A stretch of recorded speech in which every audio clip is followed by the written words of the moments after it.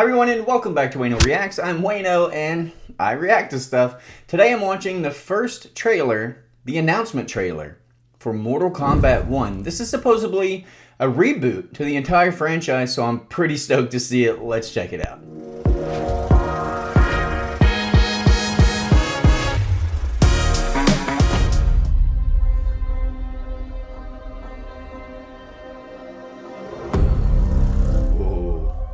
Time to wake up to a new reality, to a blank canvas that I have painted in with warmth and peace. In my new era, the choice is yours, whether to live in quiet serenity or bloody strife. Man, this looks good. To dwell in joyous prosperity or bitter rivalry.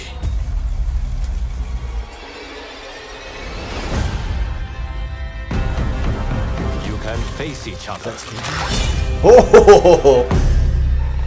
as sworn enemies,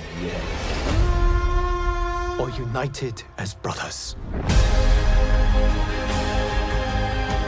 But a storm is brewing, and soon you will discover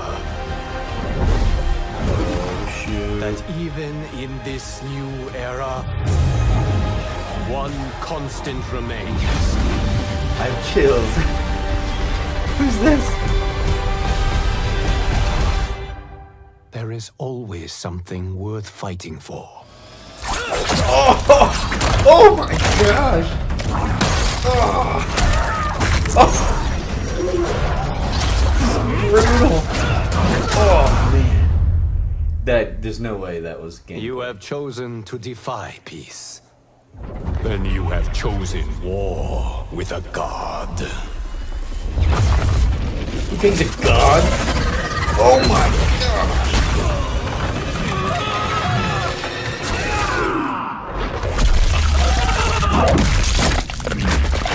Oh my god, this is so gruesome.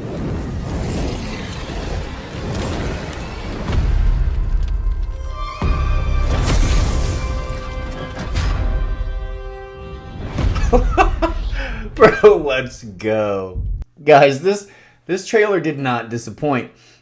Of course, it's going to bring the gore and the amazing fatalities and all the characters that we've come to really love and look for.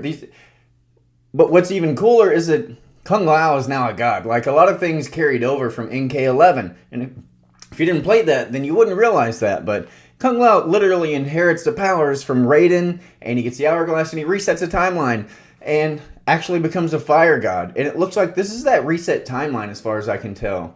And during the trailer, it looks like we see Melina and Katana and Carriage together, and then we see Sub-Zero and Scorpion, and they seem to be getting along. So it kind of gives me the impression that these characters that are typically just rivals in this new timeline now have the opportunity not to be, which is a really exciting concept. Like, could you imagine those, rather than them being arch nemesis, that they team up and maybe, you know, totally new teams are formed or new rivals are formed. And it's just like an exciting new beginning to the franchise in general.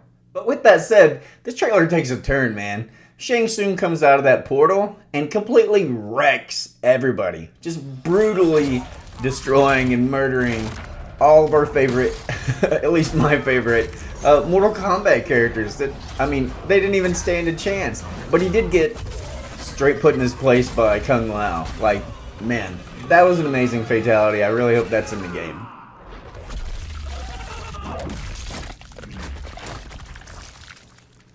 Now for me that raises the question, because we see these characters die in this trailer, is that canon?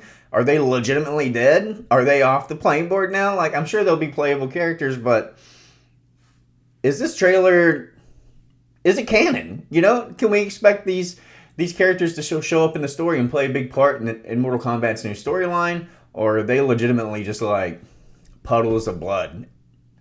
And like, how many Mortal Kombat games have we seen over the years? Since the first one released all the way back in 1992. That's insane to even think about.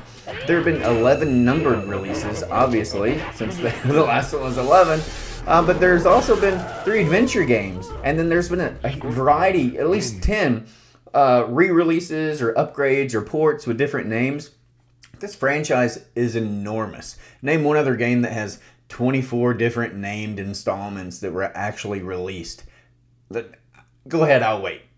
7 hours later. And not even that, Mortal Kombat has been featured or mentioned in so many different other mediums, like TV series, like most recently The Last of Us starring Bella Ramsey and Pedro Pascal, and other really high profile movies or TV shows like Resident Evil Apocalypse. It's just like so many. Way too many for me to mention. This game is embedded into the fabric of our culture because when it came out, it was so controversial.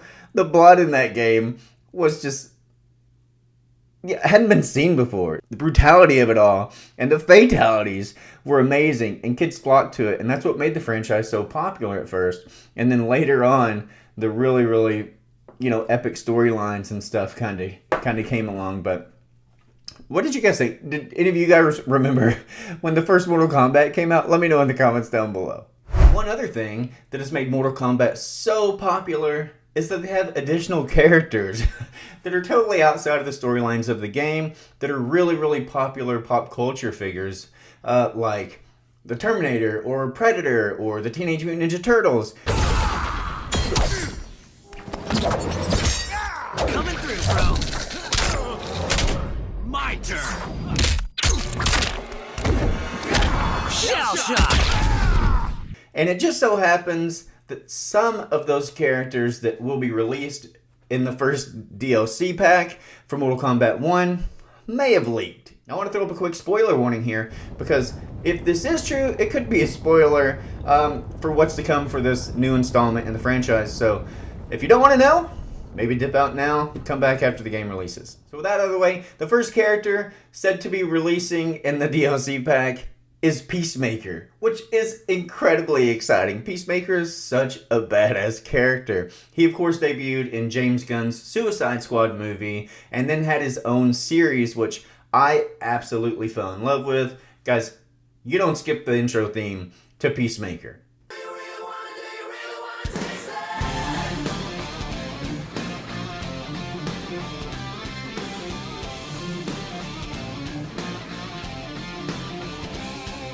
Character so great, and to see John Cena go up against some of our favorite Mortal Kombat characters is going to be so fun. Now, the second character said to be releasing in that DLC pack is Omni-Man, and you may not have heard of Omni-Man, but Omni-Man's also a badass.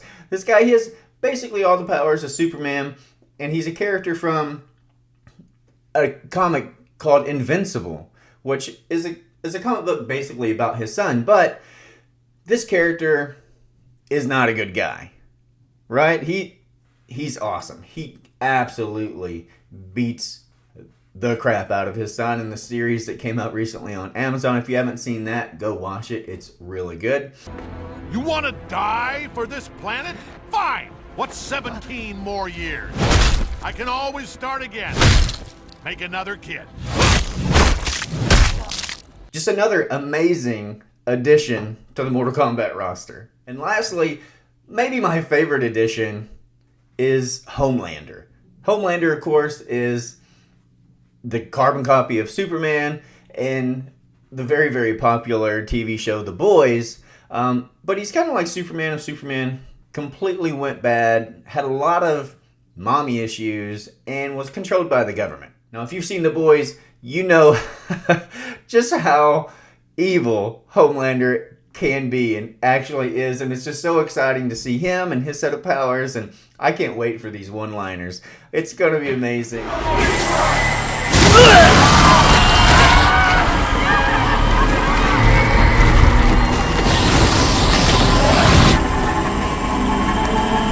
All three of these characters, I take it back. I can't decide who I'm most excited to see in the game or play as, but I can't think of any other better choices. These are perfect picks for the franchise, and I'm absolutely stoked if this actually does end up being true. Let me know what you guys think in the comments down below.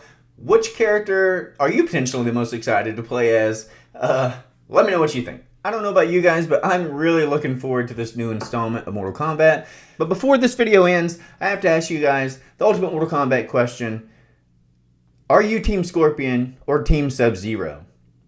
I go back and forth. Scorpion is such a badass, but Sub-Zero is so freaking cool. But let me know in the comments down below, which team are you? And let me know what you thought of the first announcement trailer for Mortal Kombat 1. Like this video if you enjoyed it, subscribe for more videos, and as always, I'll catch you back here for more reaction action.